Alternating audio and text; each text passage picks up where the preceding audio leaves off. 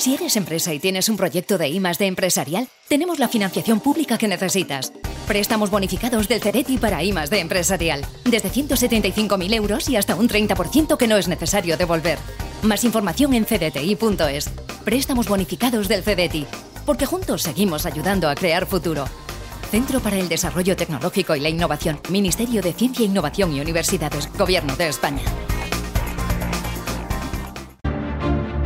En Radio Intereconomía, Pulso Geopolítico. Análisis sobre los nuevos desafíos mundiales. Presenta Rafa Jiménez.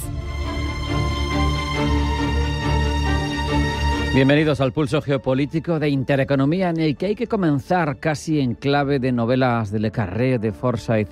El hecho es que un experto en armamento ruso, algunos dicen que el mayor experto ruso en ese ámbito, que participó en el desarrollo de misiles de crucero que se han usado en la guerra del Kremlin contra Ucrania, ha sido asesinado, ha aparecido asesinado en un bosque de una región cercana a Moscú.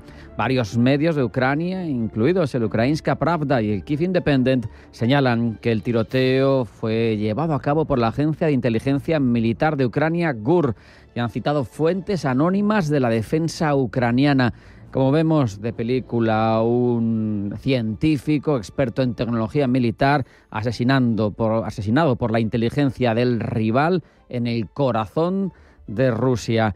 Es de película, pero es la realidad que vivimos. Por otro lado, hablamos de Siria. Es ineludible. La alta representante de la Unión Europea para Asuntos Exteriores y Seguridad, Kaja Kallas, ha enviado al principal diplomático comunitario a reunirse en Damasco con las nuevas autoridades del país. Es el principal representante en Siria. Esperan hechos, no solo palabras de la transición política. Hasta ahora Al-Julani ha hablado mucho de cómo quiere un régimen integrador, pero de momento piden desde Bruselas hay que pasar a los hechos. Obras son amores.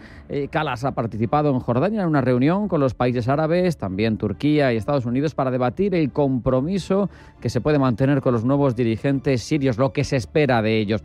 Hay que recordar que la Unión Europea tiene a la formación HTS, a la que pertenece Al-Julani, en su lista de organizaciones terroristas, pero fuentes comunitarias sostienen que eso no es un impedimento para entablar negociaciones, contactos. También ha subrayado la importancia desde Bruselas, la alta representante, de trabajar con las Naciones Unidas para respaldar un proceso político que esté gestionado por los propios sirios, y precisamente el enviado de Naciones Unidas para Siria, Geir Pedersen, está en el país y ha señalado la necesidad de formar un gobierno que sea inclusivo, de concentración desde el principio, en el que estén todos los grupos políticos, todas las confesiones de Siria, y que se restablezcan la seguridad y los servicios del país.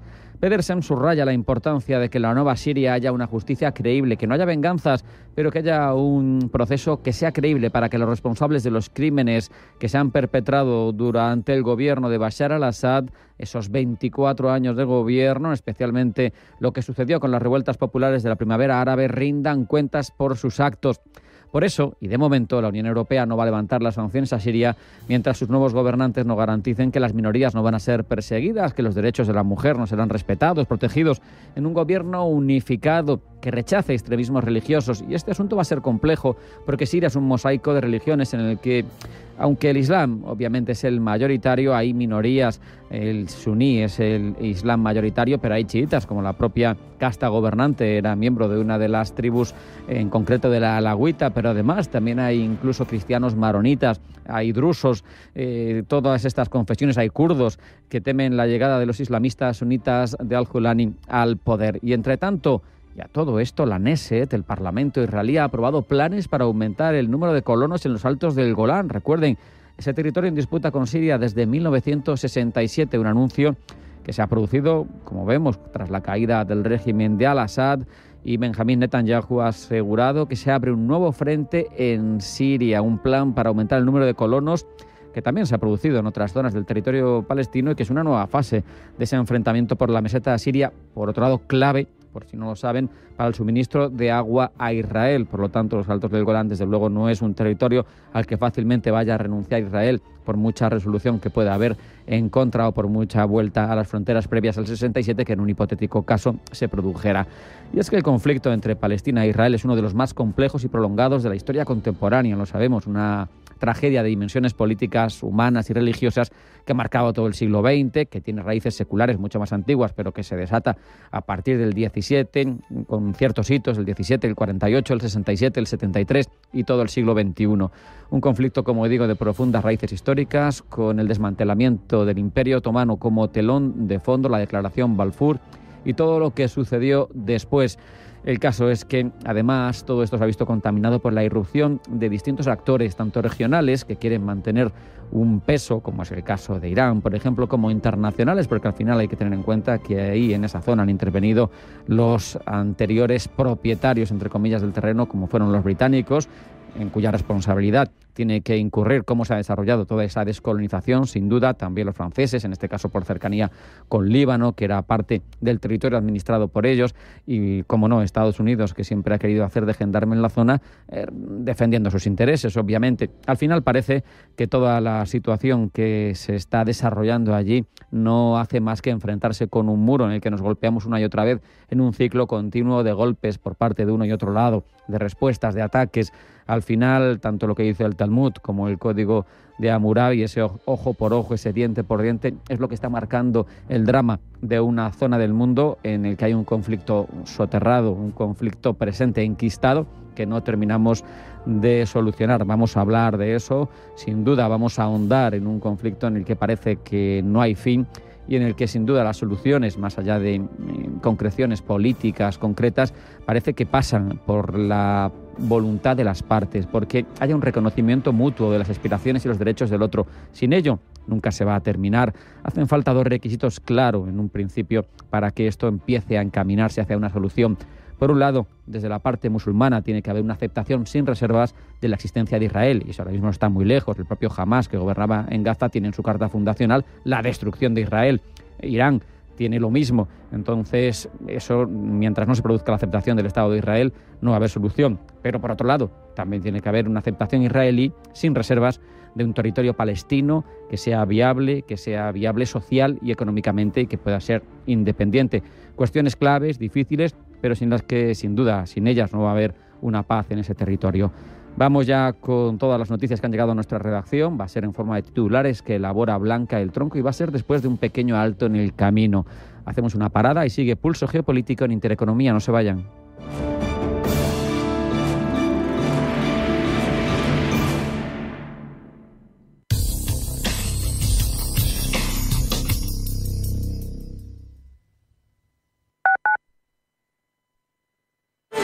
Alquiler con seguridad suena imposible, pero con Arrenta es totalmente arrentable. Protege tu alquiler al mejor precio con Arrenta. Correduría especialista líder. Atención inversor, únete al club de inversión de Grupos Eneas. Estamos especializados en la compra, reforma y venta de inmuebles y otros activos, ofreciendo rentabilidades muy atractivas. Coinvierte con nosotros. 91 639 0347. Grupos Eneas, tu aliado en la inversión. Cooperativa El Progreso, cada gota cuenta. Desde 1917 brindándote lo mejor en vinos. Vinos jóvenes de crianza, reserva y gran reserva. Son el acompañamiento perfecto para tus grandes momentos. Ojos del Guadiana, nuestra joya. Viñas Étar, el placer de la espuma en cada sorbo. Visita bodegaselprogreso.com o síguenos en nuestras redes sociales. Cooperativa El Progreso. Vive nuestra historia con nosotros. Los mercados financieros. Las bolsas más importantes. Información clara y precisa. Esto es Radio Intereconomía. En el Teatro Maravillas Meléndez, Amparo Larrañaga, Iñaki Miramón, Mara Bascal y Juli Fábregas en Laponia. La prima le ha dicho al niño que no existe. Cariño, esto no hay quien lo salve. Ven a divertirte a Laponia. Venta de entradas en teatromaravillas.com. Señor Pepe ofrece lo mejor de su recetario tradicional con una despensa excelente, buena bodega y exquisitos platos de temporada como setas a la brasa o platos de cuchara como nuestros garbanzos con rabo de toro. Señor Pepe, un lugar único para disfrutones en pleno barrio de Salamanca. Reservas en señorpepe.com o llamando al 91 236 1879.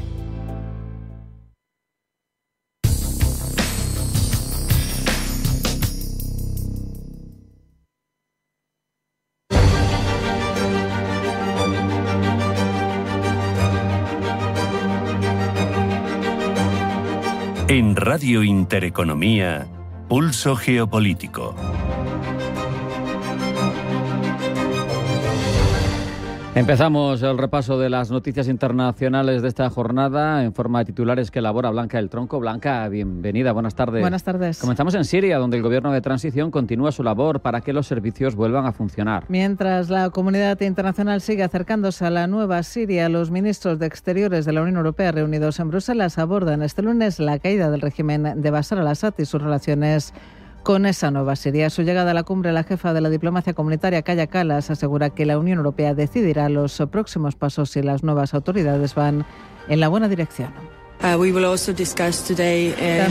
discutiremos hoy en el Consejo de Asuntos Exteriores cómo nos relacionamos con los nuevos líderes de Siria y en qué nivel nos relacionamos con esos nuevos líderes y, por supuesto, qué más pasos estamos dispuestos a dar si vemos que Siria va en la dirección correcta. Siria se enfrenta a un futuro optimista, positivo, pero bastante incierto y tenemos que asegurarnos de que vaya en la dirección correcta.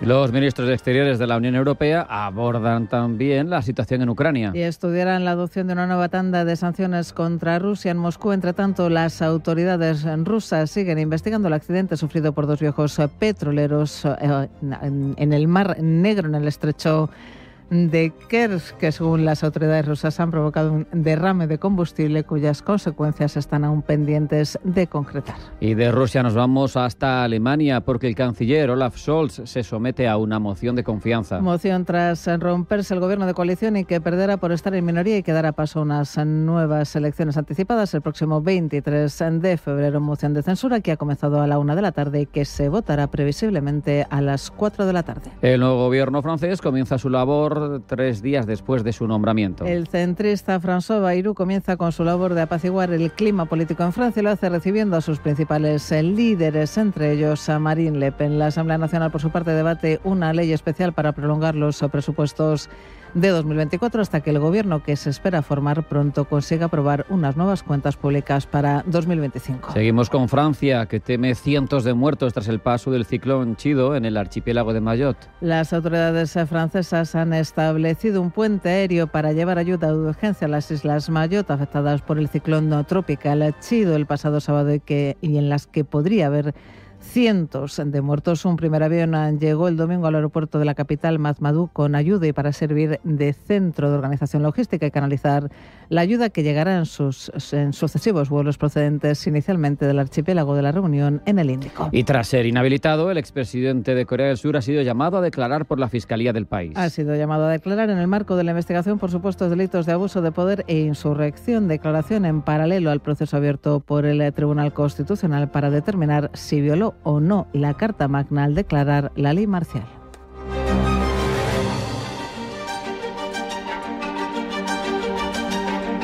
En Radio Intereconomía, Pulso Geopolítico. Turno para desarrollar todas estas informaciones más ampliamente, con mayor profundidad, en forma de crónicas, Blanca. Bruselas ha enviado a Damasco al embajador de la Unión Europea para que se reúna con las nuevas autoridades del país, de las que Kaja Kallas espera hechos y no palabras en la transición política.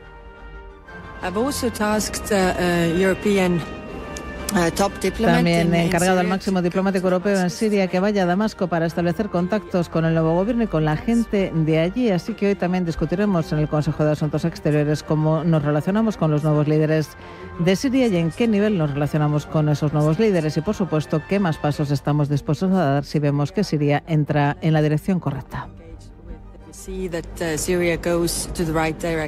Declaraciones de la jefa de la diplomacia comunitaria a su llegada a la reunión de ministros de Exteriores de la Unión Europea que se reúnen este lunes en Bruselas, donde la política estonia ha recordado que el sábado participó en Jordania en una reunión con los países árabes, además de con Turquía y Estados Unidos, para debatir qué se espera de los nuevos dirigentes sirios. Recordemos que la Siria de la familia de al-Assad, que gobernó el país árabe desde 1971, colapsó el pasado 8 de diciembre a manos de los insurgentes liderados por el islamista Organismo de Liberación del Levante, que tomaron Damasco sin apenas resistencia tras apenas 12 días de ofensiva. Pese a que Bruselas tiene al grupo islamista Hayat Tahrir al-Sham en su lista de organizaciones terroristas, fuentes comunitarias aseguran que eso no es impedimento para establecer contactos que también va a establecer el Ministerio de Exteriores español con unas líneas rojas claras. José Manuel Álvarez, ministro de Asuntos Exteriores.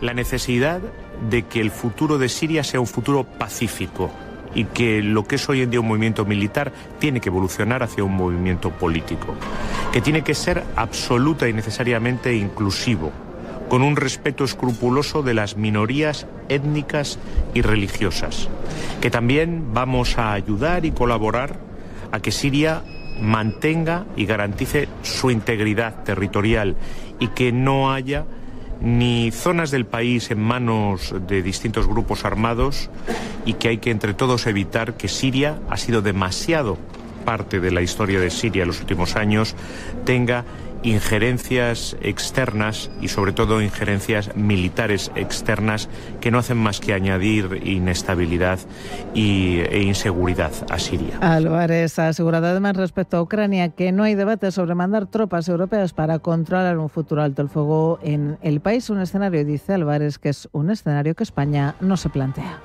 Estamos todavía en el terreno, cuando se habla de esas cosas, de la especulación. No es un debate en estos momentos. No es un debate entre los europeos y yo no creo que hoy vaya a ser un debate en el Consejo de Asuntos Exteriores. No es algo que España se esté planteando. Y es que además de a Siria, los ministros de Exteriores de los 27 miran este lunes a Ucrania. Gemma González.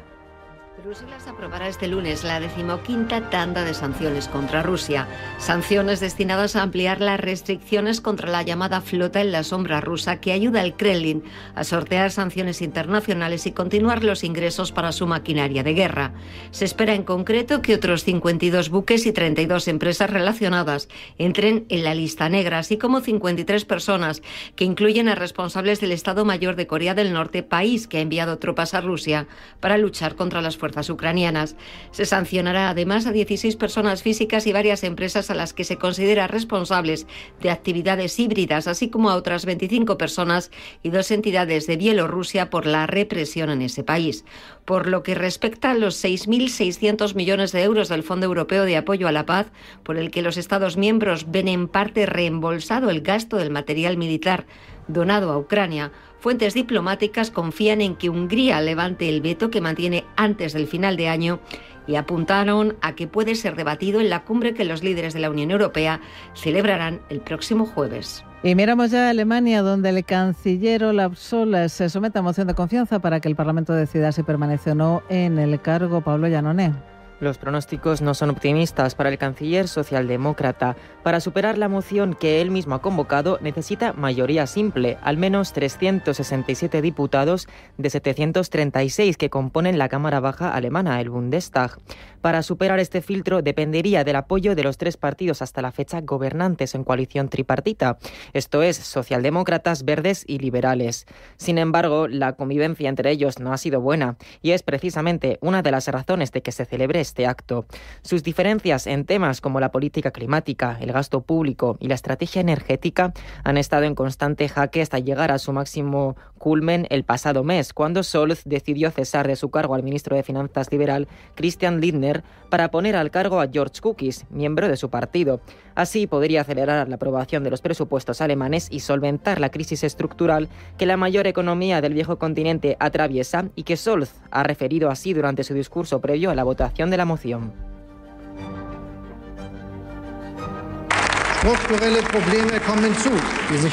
Demasiada burocracia, demasiadas reglas innecesarias, requisitos de presentación de informes a Bruselas que realmente no ayudan a nadie. Estamos en el proceso de aclarar esto y esto debe continuar. Estados Unidos, China y muchos otros países atraen a empresas con ventajas fiscales y tangibles y programas de apoyo de miles de millones de dólares. Esta competencia global es dura. Las empresas y los empleos que desaparecieron nunca volverán. Durante su discurso también ha enfatizado la importancia de subir las pensiones a todos los trabajadores, aumentar el salario mínimo y reducir el IVA, medidas que corren el riesgo de no hacerse realidad.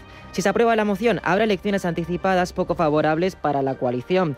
El partido de Scholz ha caído en los escaños hasta quedar en tercera posición, por debajo de los conservadores y la derecha de Alternativa para Alemania.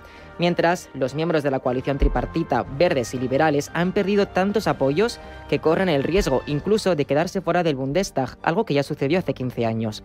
Los votantes están decididos a castigar a la coalición gobernante, perfilada como una de las responsables de la crisis estructural de la economía alemana, que ha cerrado el año con una caída del 0,2% en su PIB y vaticina un crecimiento para el próximo ejercicio anual de tan solo el 0,2%. Sin embargo, cualquier cifra puede oscilar, teniendo en cuenta que el Banco Central de Alemania, el Bundesbank, ha cambiado sus previsiones en varias ocasiones y la nueva moción de confianza se presenta como una variable más que podría alimentar más la confusión de los mercados. Inestabilidad política en Alemania e inestabilidad política en Francia, donde la tregua tras el nombramiento de un nuevo primer ministro ha durado poco. Siguiendo los pasos de Standard & Poor's y de Fitch, Moody's ha rebajado la calificación crediticia de Francia hasta situarla 3 escalones por debajo de la AAA. Tras ello, el CAC parisino opera hasta ahora con caídas del 0,89%. Se coloca el selectivo francés en los 7.343 puntos, mientras que el rendimiento del bono a 10 años se mantiene por encima del 3%. Todo ello después de que la pasada semana Emmanuel Macron eligiera a François Bayrou como nuevo primer ministro, quien hoy ha iniciado una ronda de contactos con los distintos líderes políticos, entre ellos con Marine Le Pen. Je suis trop expérimentée, j'allais presque vous dire trop vieille en politique. Quien ha salido relativamente satisfecha de su primer encuentro con el nuevo primer ministro francés, Le Pen ha valorado que el método presentado le parece más positivo que el del anterior jefe de gobierno, Michel Barnier. Ahora hay que esperar, asegura Le Pen, a que sea útil. Marine Le Pen aludía a la moción de censura que Agrupación Nacional votó junto a la izquierda y que sirvió para forzar la dimisión de Barnier, quien estuvo apenas 3 meses en el cargo. En todo caso, Le Pen ha matizado que es lo suficientemente experimentada como para no quedar satisfecha con una sola conversación con el centrista Bayrou. Y el Bitcoin alcanza máximos históricos tras acercarse a los $106.500. Pablo.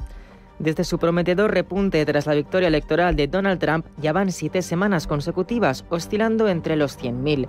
Ha sido esta madrugada cuando ha batido su récord histórico tras tocar los 106.500, para luego caer a los 104.000. La criptomoneda, que antaño valía tan solo 0,39 la unidad, ahora se negocia como uno de los activos más valorados del mercado, que desde enero hasta diciembre ha pasado de los 40.000 a los 100.000. El primer impulso del año fue la aprobación en enero de fondos cotizados en bolsa de Bitcoin al contado por parte de la Comisión de Bolsa de Valores, que catapultó la criptomoneda a los 60.000. Se ha mantenido en esta línea hasta octubre, cuando los pronósticos de victoria electoral por parte del magnate neoyorquino empezó a elevar las apuestas de la criptomoneda. Ya en el primer mandato de Donald Trump, el criptoactivo, lanzado en 2009, creció como la espuma, pasando de los 1.000 a los 20.000 en apenas 4 años.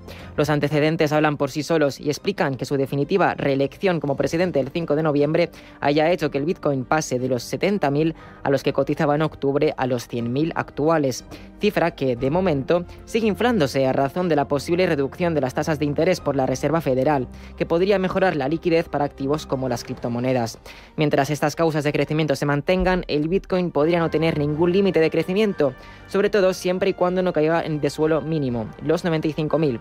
Eduardo Borinches, analista de Invertia. Lo único que tenemos que hacer es monitorizar el comportamiento de los mínimos, ver que siguen siendo crecientes. Hoy por hoy cotizaciones, pues estaríamos hablando de $95.000, 95.100 realmente. Es lo único que no debe ocurrir para poder pensar en los 120, en los 140, en los 150 y en lo que te dé la gana.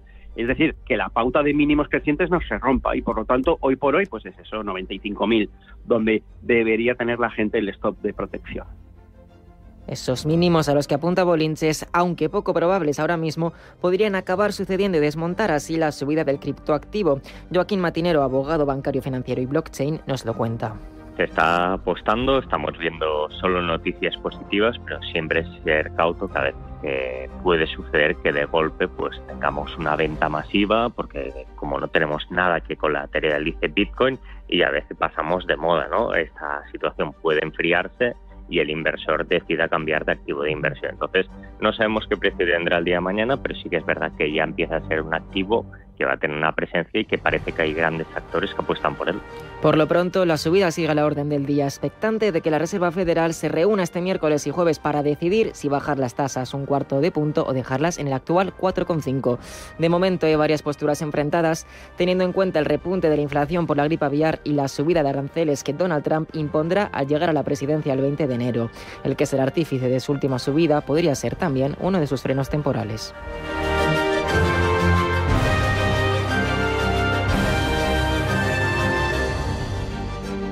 En Radio Intereconomía, Pulso Geopolítico.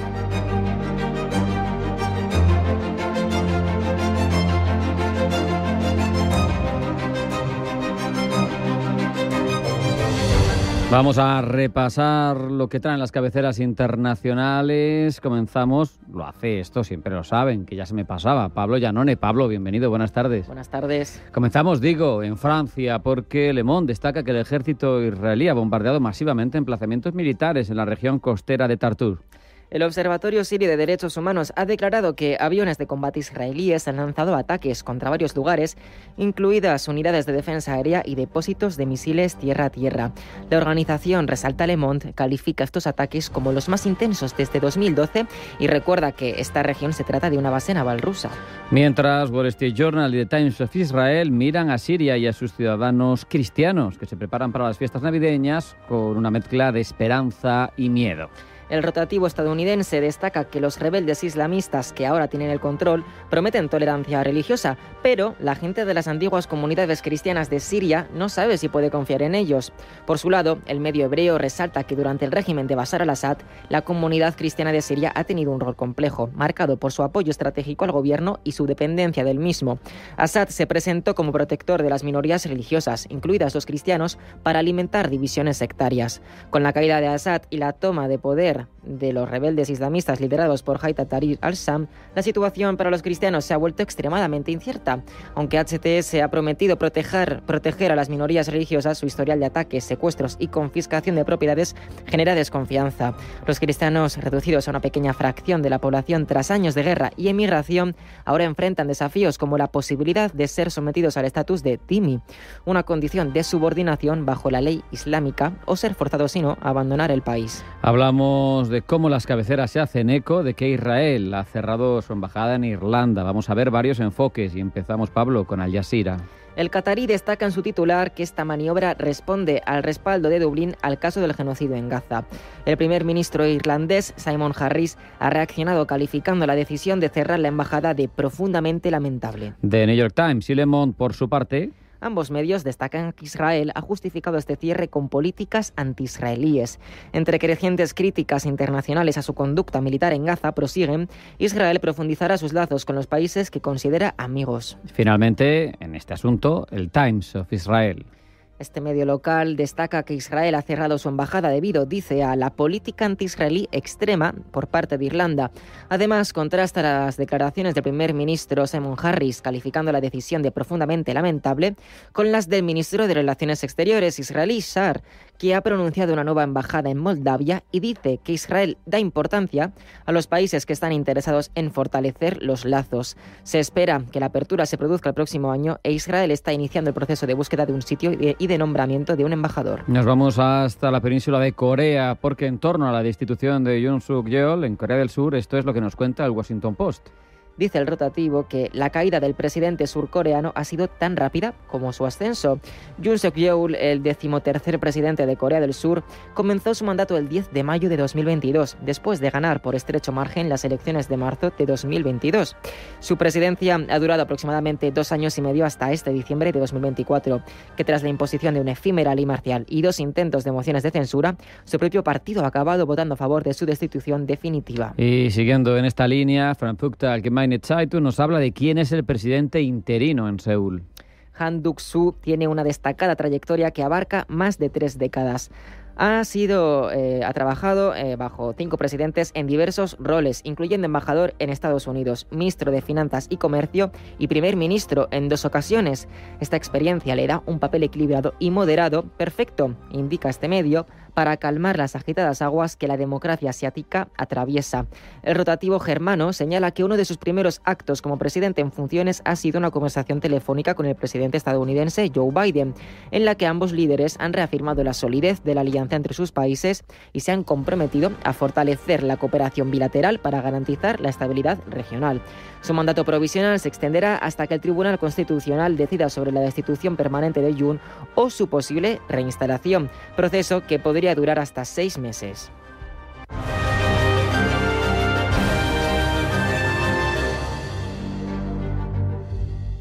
Vive una Navidad de 10 en Valladolid. Disfruta con la decoración de la Plaza de los Deseos en Fuenterrabía y el majestuoso Árbol de los Deseos en la Plaza Mayor de Valladolid. Además, al comprar con tarjetas de Caja Rural de Zamora en comercios asociados, obtendrás un 10% de descuento en todas tus compras. Caja Rural de Zamora. Gente como tú.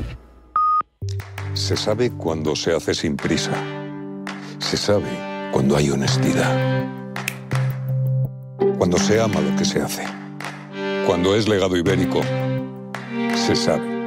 Y si lo eliges, aciertas. Legado ibérico del Pozo. Siempre sale bueno. ¿Sabes que el mejor chocolate del mundo ahora se encuentra en España? Pacari, la marca de chocolate bio más galardonada del mundo, te trae los sabores más increíbles. Chocolate con fruta de la pasión, sal de Cuzco y Nibs, rosa andina y yerbaluisa, entre otros. Chocolates producidos con cacao fino de aroma ecuatoriano. Una experiencia de sabor y texturas que hace que tus sentidos entren en otra dimensión. Encuéntranos en El Corte Inglés. Los nuevos conceptos energéticos son ya un presente. Por ello, en Radio Intereconomía nos sumamos cada semana a I Más Verde, un programa sostenible y eficiente, productivo e innovador en el que analizamos etiquetas tan conocidas como eco, cero, bajas emisiones, descarbonización o renovables. Recíclate cada martes de 10 a 11 de la noche en Radio Intereconomía con José Luis Pichardo y descubre el futuro más verde.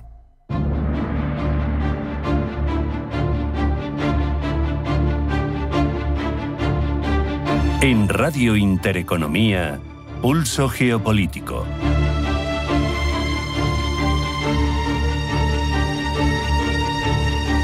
Si hay un conflicto internacional de largo recorrido y que siempre está al acecho de escalar, con aspecto de irresoluble y en el que siempre hay actores externos intentando complicar más si cabe una madeja más que enredada, ese es el que gira en torno a Israel. Y por eso, durante los próximos minutos, vamos a aprovechar la presencia en el estudio de un interlocutor con largo recorrido en este tipo de análisis para disfrutar de su obra Israel, historia de una guerra permanente, editado por Secotiva, que pertenece a Almuzara. Su autor, que es quien nos acompaña, es Eduardo Olier, presidente del Instituto Choisel y Alliance Française en Madrid, experto en geoestrategia, profesor honorífico del CSD. Eduardo, un placer que esté con nosotros. Buenas tardes. Muchas gracias, Sergio. Buenas tardes.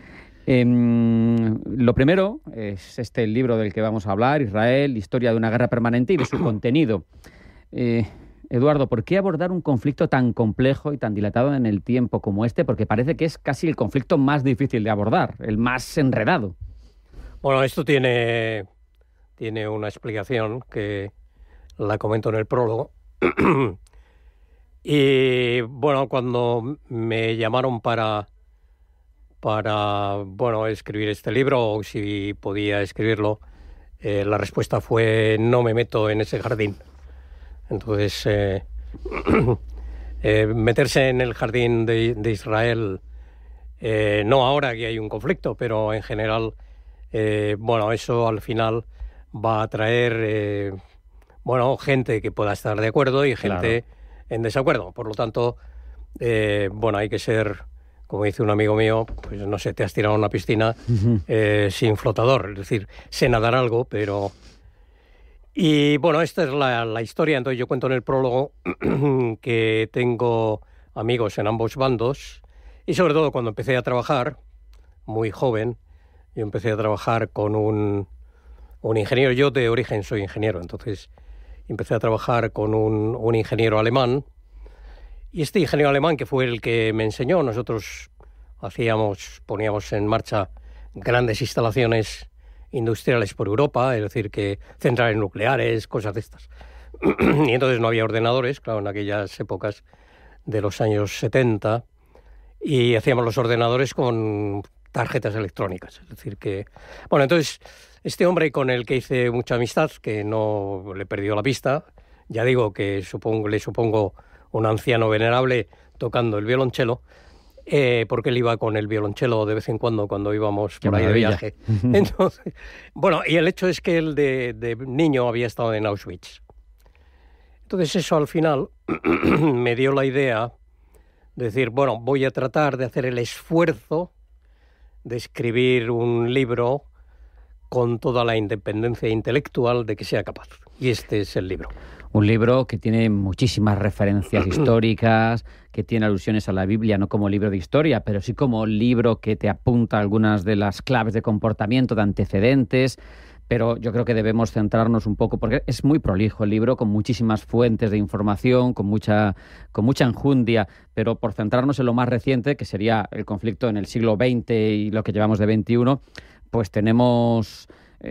un problema que surge, Declaración Balfour, a partir de ahí para adelante, pues los palestinos que no aceptan las fronteras del 48, de ahí al 67, y sabemos que Cisjordania y Gaza formaron parte de Jordania y de Egipto, es decir, los palestinos, que es una reflexión que a mí me llama mucho la atención, han sido irrelevantes para los países árabes en general en este tiempo.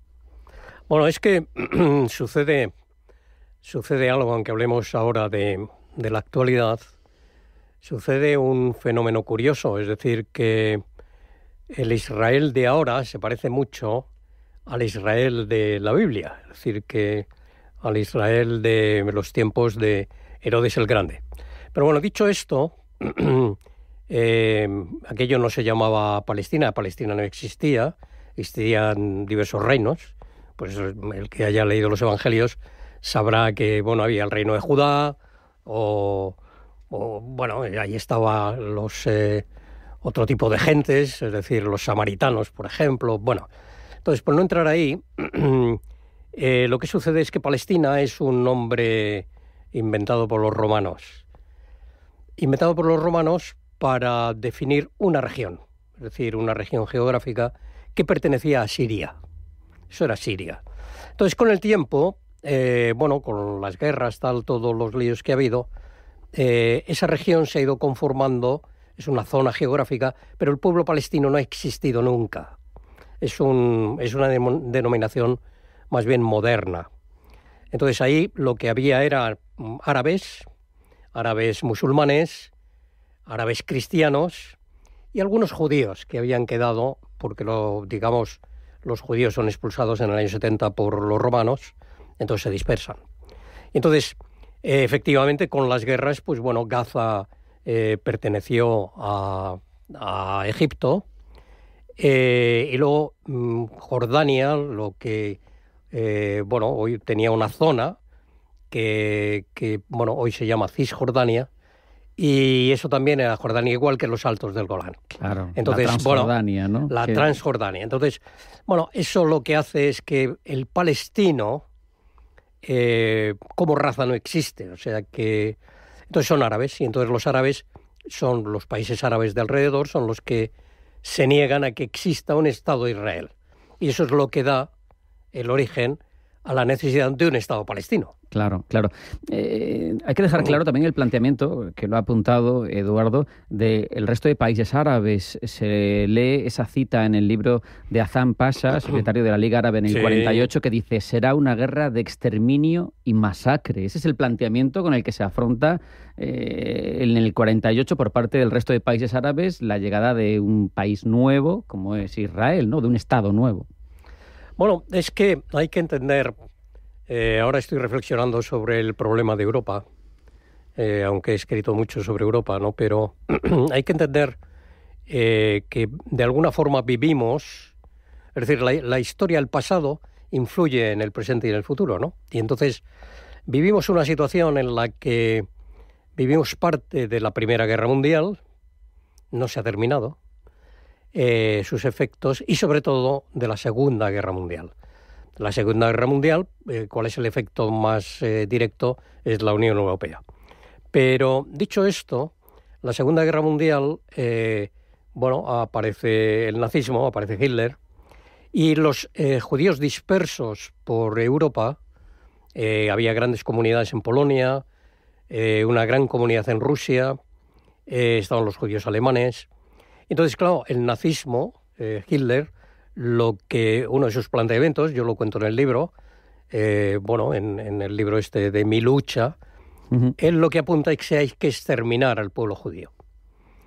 Y claro, mueren o masacran 6 millones de judíos. Entonces, los que quedan, hay un fenómeno curioso, porque claro, hay una ley que hacen los nazis allá por el año 39, si mal no recuerdo, o 38, que es una ley racial en la que va dirigido a esto. Entonces, muchos judíos escapan de Alemania y se van, curiosamente, muchísimos a Francia. Pero claro, es que Alemania llega en el 42. Claro. Entonces cuando acaba la Segunda Guerra Mundial, se plantea, bueno, digamos que hay como una especie de sentimiento de culpabilidad, y entonces lo que se quiere es resolver el problema de los judíos, y entonces se piensa que quizás, ya en el siglo XIX había habido estos movimientos sionistas para ir otra vez a Israel como su país. Entonces, digamos que los aliados dicen, hay que resolverlo, y como realmente los palestinos no existían, pues entonces dicen, dividamos esto entre Israel, les damos un sitio, y el otro sitio que se queden los árabes que viven ahí. Claro. Este es más o menos el sentimiento de culpabilidad que trata de resolver un problema humanitario, que eso hoy en día pues ya se ha olvidado, ¿no? Leía también en el libro que sin la URSS, sin la Unión Soviética y sin Estados Unidos, el Estado judío no habría visto la luz. Sin duda ninguna. Es decir, que todavía no había empezado en el año 47, que es cuando se hace la partición de Palestina.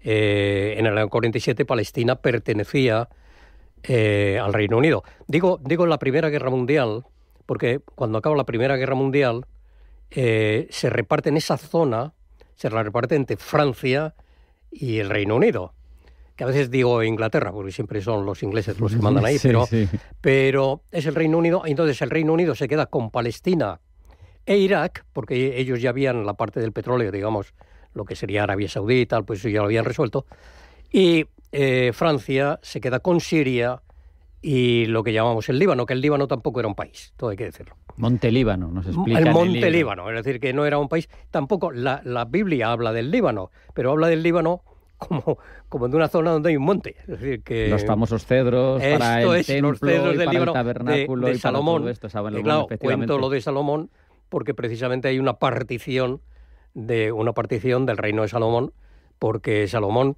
en un momento dado pues tenía varias mujeres, y las mujeres pues no eran hebreas, y entonces cada una tenía su dios, y entonces él se dedica a hacer templos a los dioses de sus mujeres. Entonces, claro, efectivamente Dios nuestro Señor se enfada y le dice, mira, pues tus hijos se van a quedar sin lo que es Israel, y entonces uno se queda con Judea y otro general se queda con la otra parte, lo que da al Mediterráneo. Bueno, entonces es un poco este sentimiento en el año 47, como no hay guerra, digamos, guerra fría, pues Rusia se apunta a la partición de Palestina y se ponen en contra de los árabes.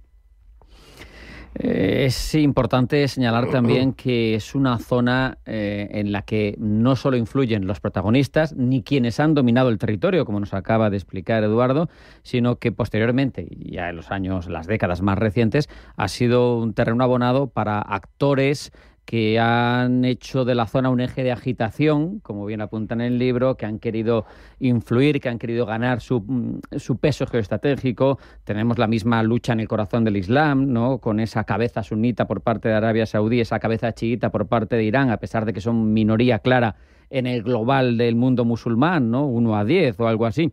Pero se ve muy bien en el libro los antagonismos entre un Irán chiita, duodecimano, con sus planteamientos, una Arabia que es sunita, pero en realidad es wahabita, es decir, que es radical con esa influencia del siglo XVIII de Wahhab, pero tenemos una Turquía islamista suní con otro enfoque, un Egipto que constitucionalmente admite las minorías. Tenemos un combo, una coctelera de países árabes que todos quieren sacar su tajada geopolítica de la zona, que no se ponen de acuerdo y que tampoco ayudan a nada, ¿no? Más que a generar agitación.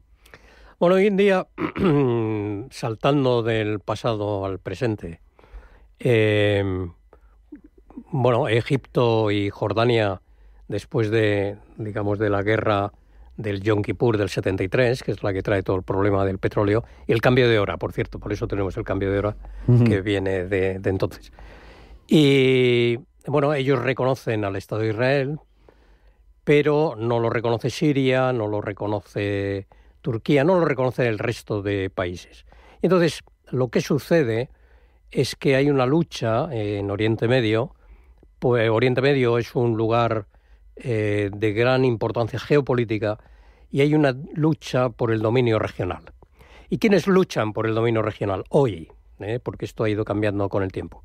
Por un lado está Turquía, un país que quiere entrar en la Unión Europea y al ser un país, de casi 90 millones de personas, musulmán, pues claro, esto en la Unión Europea genera algún problema y por eso pues está en las puertas.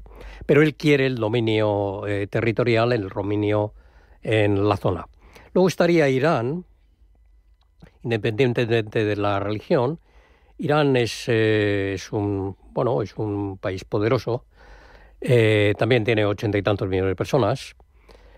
Y bueno, él lo que ha ido haciendo con el tiempo es lanzando sus conexiones con grupos terroristas. Hay que hablar alto y claro. Son grupos terroristas, ahí está Hamas, está Hezbollah, ahí está todo los que están en Siria e incluso en Irak, y un país un poco olvidado, porque es muy pequeño, son las islas, que es Bahrein, donde, le tiene también puesto el ojo Irán. O sea que Irán es otro país que quiere el dominio territorial.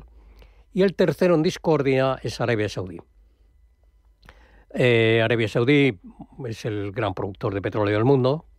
El petróleo se pincha en el suelo y ya sale petróleo.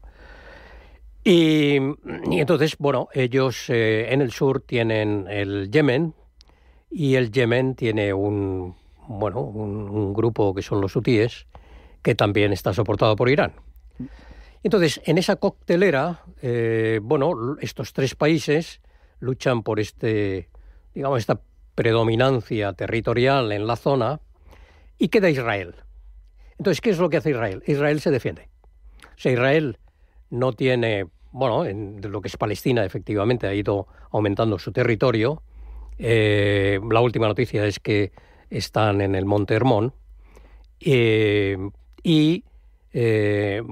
lo que tratan es, que no me ataquen. Israel es mío, es decir, el territorio, yo lo que quiero es quedarme aquí. No quiero ir a Siria, yo solo quiero esta zona. Entonces, lo que ocurre es esa lucha territorial en la que hay otros jugadores que no se ven. Nadie habla, por ejemplo, de la fuerte alianza que existe entre Arabia Saudí y Pakistán. Entonces, por ejemplo... Potencia nuclear, por cierto. Bueno, efectivamente, es que cuando... Esto es lo que pasa con la guerra de Ucrania. Yo lo que digo es que está todo conectado. Es decir, Oriente Medio no está desconectado de la guerra de Ucrania, porque no está desconectado de Rusia, porque Rusia no está desconectado de Irán, porque Irán no está desconectado de China, y porque ahí juega Pakistán, y en el Indo-Pacífico tenemos a la India. Luego, está todo una unido. Cadena, todo eslabones. Está todo unido. Entonces, yo suelo recomendar a la gente que se dedica a esto que analice que no se trata del problema de Israel con Hamas, es decir, que se trata de un problema de orden geopolítico donde juega lo que llamamos el sur global. Entonces, yo pondría la mirada en algo muchísimo más amplio. Le iba a hablar del sur global, de los BRICS, de la Organización para la Cooperación Económica de Shanghái, pero como el tiempo vuela y ya lo hemos tocado, la importancia que tiene, lo doy por apuntado. quiero también para los oyentes una muestra de algo muy interesante que leía. Sabemos que en 5 años la revolución iraní, esto es un apunte solo, cumple 50 años, en apenas 5 años. Y el New York Times, para que la gente sepa cómo cambian las concepciones y la forma de valorar, en aquel momento, en un artículo, calificaba la revolución de Khomeini contra el Shah como un modelo de gobierno humano desesperadamente necesario para un país del tercer mundo. Y uno dice, ¿cómo puede cambiar la óptica, cómo puede cambiar las situaciones, ¿no? Porque ahora para todo el mundo occidental es un elemento de inestabilidad, que ojalá no tenga la bomba nuclear, que igual la tiene pero no lo dice. Al final, qué peculiar es, ¿no?, todo esto. Bueno, esto nos lleva al año 1979, es decir, que es como decimos, que el pasado influye en el presente mucho y influye en el futuro. En el año 79 cae, digamos, el Shah de Persia y llega Khomeini desde París. Hay que tener en cuenta que Khomeini era muy apoyado por la izquierda. Bueno, en ese momento era el Partido Comunista francés, era muy potente y había intelectuales comunistas de izquierda, digamos, de mucha altura. Es decir, que ahí estaba Sartre, hoy estaba su mujer Simone de Beauvoir. Es decir, que... Y haciendo referencia al New York Times, en el año 1979 hay un artículo, que yo lo referencio en el libro, que dice que Khomeini es el nuevo Gandhi. Es que entonces, es peculiar, ¿eh? Bueno, hay que leer el artículo, ¿no? Sí. Entonces, y claro, efectivamente hay un apoyo de lo que sería, si se me permite hablar de izquierda-derecha, ¿no? Pero de lo que sería la izquierda internacional, un apoyo, digamos, a Irán en aquellos años. Pero entonces, si saltamos a hoy, resulta que es lo mismo. Entonces, parece como si no pasara el tiempo, ¿no? Parece, los que ya tenemos cierta edad, parece como si lo que vivimos de jóvenes, pues volvemos a vivirlo ahora de mayores. Entonces, ahora efectivamente la izquierda apoya a Irán, apoya a Palestina, apoya a Hamás. Es decir, estamos en aquel mundo en que, bueno, hay que ir en contra de lo que se llama pues el capitalismo o este tipo de cosas, ¿no? Y eso es lo que sucede. Entonces ahora lo vemos con mucha claridad, que sigue existiendo aquel problema antiguo que lo tenemos enfrente. Habiendo quedado claro que todo esto está interrelacionado, que es una situación de vasos comunicantes, sin duda, pero vamos a dedicar los últimos minutos, Eduardo, si le parece, a lo concreto, por lo menos al panorama que se abre, ¿no? Leía que Hamás considera a Palestina como un waqf, ¿no?, como una donación islámica hasta el fin de los días, hasta el día del juicio final, con lo que nunca va a admitir, en principio, hasta en su carta fundacional, lleva la destrucción del Estado de Israel, Hamás. Eso dificulta todo muchísimo. La solución famosa de los dos estados, por ejemplo, también hay otra reflexión que hace en el libro, se plantea siempre en términos políticos. Aparte de la dificultad de lo que estamos diciendo, que nunca la aceptaría, por ejemplo, un grupo como Hamás, es que nadie habla de la viabilidad económica, de la viabilidad de un Estado, ¿verdad?, palestino en esa zona. Todo eso merece una reflexión y una pensada. Bueno, muy brevemente, es decir, efectivamente hay un problema religioso, hay un problema de índole religioso porque la religión islámica, su objetivo es el mundo, es decir, que el mundo tiene que ser musulmán. Luego, por lo tanto, no existe el territorio. De ahí que jamás diga, bueno, no, todo esto es mío y porque todo es nuestro, es decir, y de ahí la idea esta del río al mar, tan polémica. No, tan polémica y tan mal utilizada por una vicepresidenta del gobierno español. Entonces, por el río al mar significa que hay que echarlos al mar Mediterráneo a todos los judíos o todos los israelíes. Bueno, este es el primer... y luego, por otro lado, la religión hebrea se concentra en una zona, que es Israel. Ellos no pretenden que el mundo mundial sea hebreo. Es decir, que, bueno, nosotros somos esto y los hebreos que viven por allí también. Pero esta es la primera reflexión. La segunda reflexión tiene que ver con la situación actual. Y la situación actual es que, la idea de los dos estados se ha convertido en la idea de los tres estados. No en vano, el gobierno español ha reconocido el Estado palestino, incluso la embajada palestina, y tenía una propuesta, de un Estado que fuera la unión de Cisjordania con la Franja de Gaza y con un corredor Danzig. Un corredor Danzig, bueno, entonces un corredor que rompería a Israel, cosa que no es aceptable. Pero hablando del dinero, hay una propuesta que no se llevó a cabo porque Donald Trump perdió las elecciones en el año 20, que iba en esta línea. Si ahí se ponen inversiones, se acabará el problema.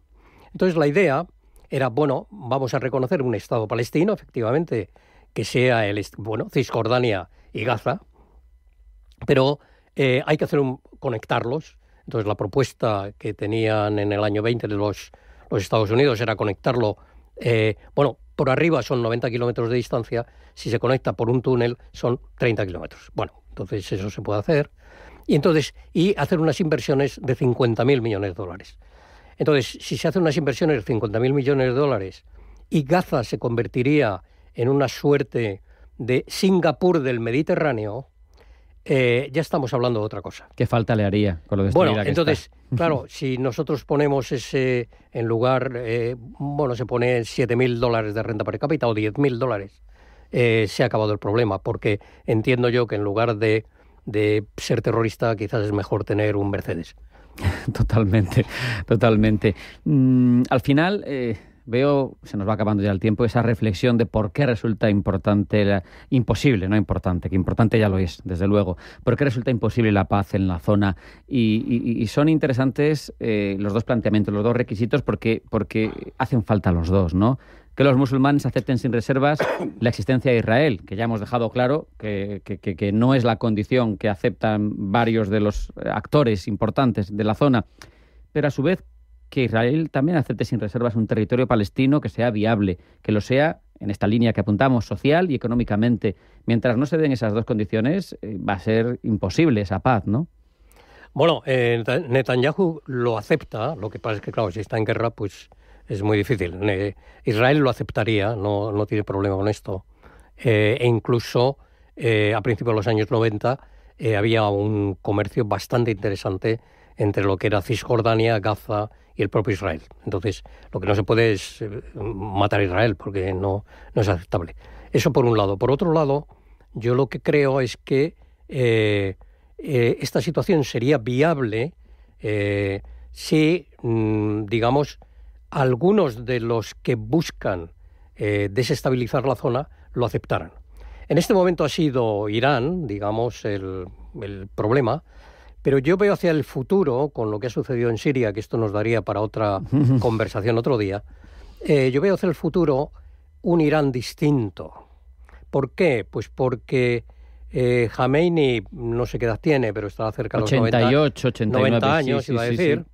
Estará cerca de los 90 años, ahí se necesita un reemplazo, pero yo veo alrededor el presidente del gobierno, yo veo ahí una política distinta, porque Irán no puede estar en contra de Estados Unidos, no puede estar en contra, de Occidente constantemente.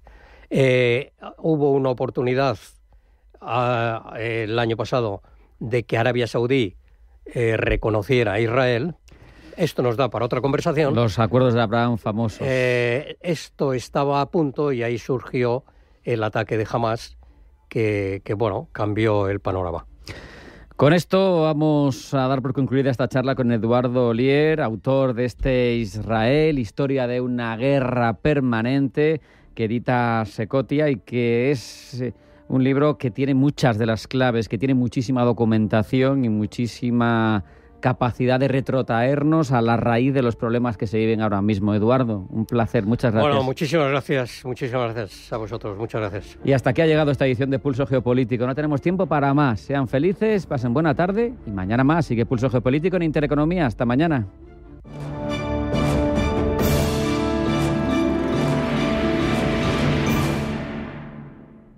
Invertir con cabeza tranquiliza tu corazón. Invierte en los fondos de Dunas Capital Asset Management que combinen la preservación del capital con una buena rentabilidad sin sobresaltos. Dunas Capital, el grupo financiero español independiente experto en rentabilidad y tranquilidad. Información publicitaria, contenido legal en la web dunascapital.com. Saborea la excelencia y la elegancia de un paraje único. Bosque de Matasnos, un vino con personalidad nacido en tierras altas de Ribera del Duero. Bosque de Matasnos, vinos con pasión, alma, exigencia y perseverancia. Compra ya en bosquedematasnos.es. Hoy puedes disfrutar de un jamón excepcional respaldado por 125 años de tradición y 5 generaciones de maestros jamoneros. Montenevado, el jamón más galardonado por los premios Alimentos de España. Todos nuestros productos en montenevado.com. Es la hora de contarte una historia. La leyenda continúa. Debemos luchar juntos. El 20 de diciembre no te pierdas el estreno de Mufasa en Cine Yelmo. Encontrad vuestro lugar en el ciclo de la vida. Ven y descubre la historia de un huérfano que se convirtió en rey. Mufasa. Estreno 20 de diciembre en Cine Yelmo, donde los sueños rugen. Estamos en constante cambio. El mundo cambia. Cambia nuestro entorno. Cambios que nos hacen reflexionar. Cambios que nos hacen apostar por fórmulas diferentes. En la radio apostamos por el sector inmobiliario. Súmate al cambio con IDE Inmobiliario. Cada miércoles y jueves a las 11 de la mañana con Elena Fraile en Radio Intereconomía. Nos sumamos al cambio.